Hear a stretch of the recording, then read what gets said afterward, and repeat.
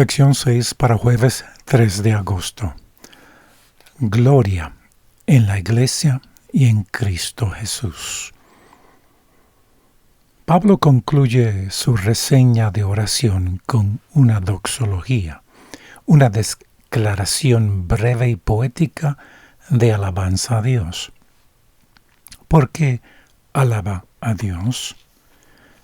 Efesios 3, 20 al 21 dice: y a aquel que es poderoso para hacer todas las cosas mucho más abundantemente de lo que pedimos o entendemos, según el poder que actúa en nosotros. A Él sea gloria en la Iglesia, en Cristo Jesús, por todas las edades, por los siglos de los siglos. Amén. Pablo ha estado registrando sus oraciones por los creyentes. La primera en el primer capítulo. Ahora ora en forma directa y poderosa. La doxología de Pablo plantea dos interrogaciones. Número 1, el pasaje. Eleva a la Iglesia en forma inapropiada, poniéndola a la par de Cristo en la frase: a Él sea la gloria en la Iglesia y en Cristo Jesús. En Efesios, si bien Pablo está muy interesado en la Iglesia, es evidente que Cristo es el Salvador de la Iglesia, ya que es Cristo quien mora en el corazón de los creyentes. En la doxología, Pablo alaba a Dios por la salvación ofrecida a la Iglesia por medio de Jesucristo. El segundo punto que la doxología de Pablo plantea es la frase: en todas las generaciones por los siglos de los siglos. Versículo 21. Describe un futuro terrenal eterno para la Iglesia en que la venida de Cristo queda en suspenso. Efesios exhibe una sólida expectativa para el futuro. Por ejemplo, en el capítulo 4, versículo 30, mira hacia el día de la redención. Además, los creyentes experimentarán el poder soberano e ilimitado de Cristo en el siglo venidero. La doxología de Pablo debería leerse como una celebración del poder inagotable de Cristo ejercido en favor de los creyentes.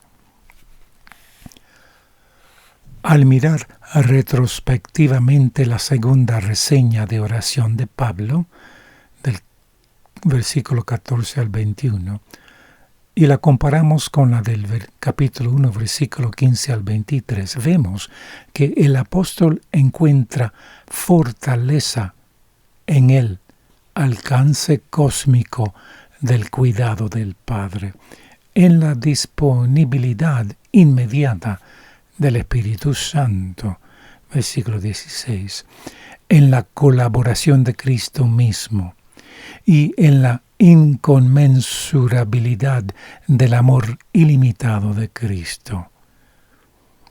Esto es tan real que se imagina a los creyentes llenos de toda la plenitud de Dios y celebra estas realidades espirituales con alabanza, maravillándose nuevamente por la abundancia del poder de Dios que se ofrece a los santos.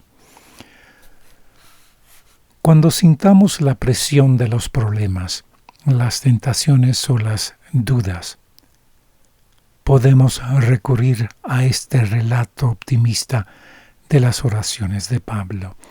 El apóstol encarcelado eleva nuestra visión al gran horizonte de los propósitos y la gracia de Dios, y nos recuerda que al margen de nuestras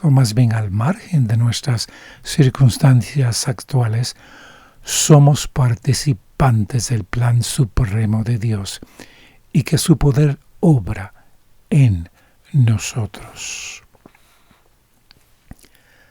¿Qué bendiciones de Dios son especialmente valiosas para ti? Practica componer una oración de alabanza para enaltecer a Dios por ellas.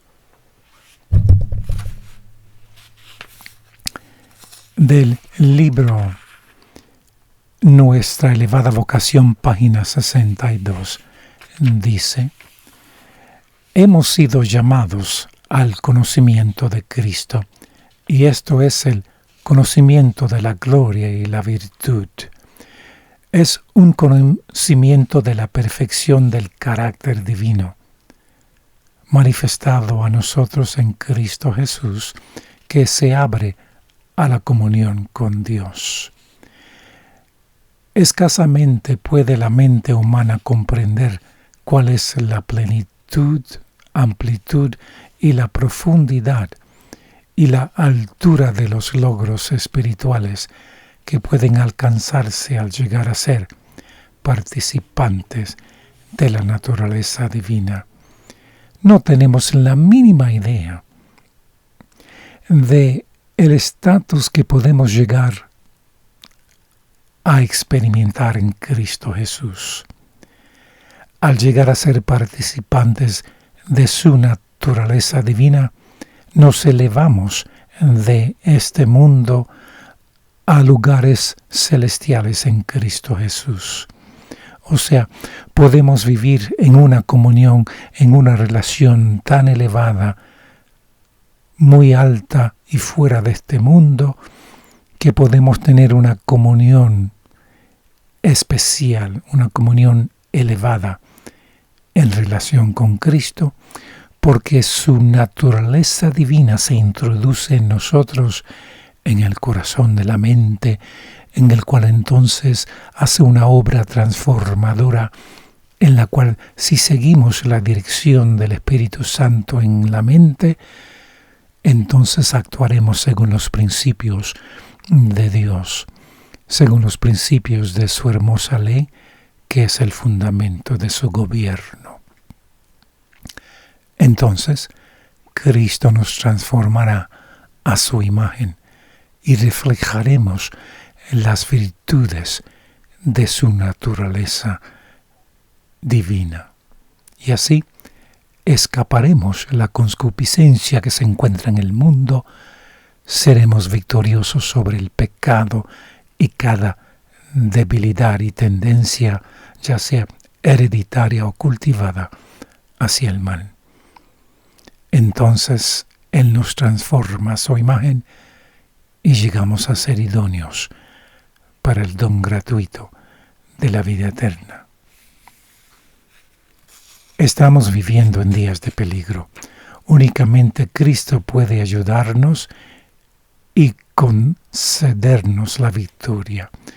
Cristo debe serlo todo para nosotros. Él debe morar en el corazón. Su vida debe circular por nosotros como la sangre circula por las venas. El Espíritu debe ser un poder vitalizador que nos haga influir en otros para que sean semejantes a Cristo y santos. Muchos piensan que es imposible escapar del poder del pecado. Y hermanos, eso es una debilidad, una falsedad, un fracaso espiritual pensar que tenemos que ser esclavos a la práctica del pecado por toda nuestra existencia espiritual aquí. No es cierto. Es imposible que seamos idóneos para la vida eterna si pensamos de esta manera. Es posible escapar del poder del pecado por llegar a ser participantes de la naturaleza divina, en la cual entonces se introduce el poder en el hombre interior, del cual nos enseña Pablo.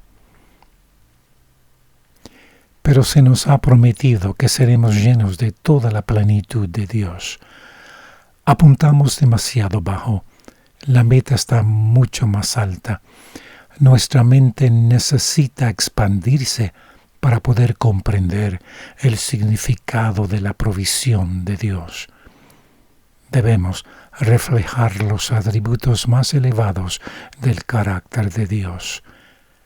Deberíamos estar agradecidos porque no se nos ha dejado abandonados a nosotros mismos.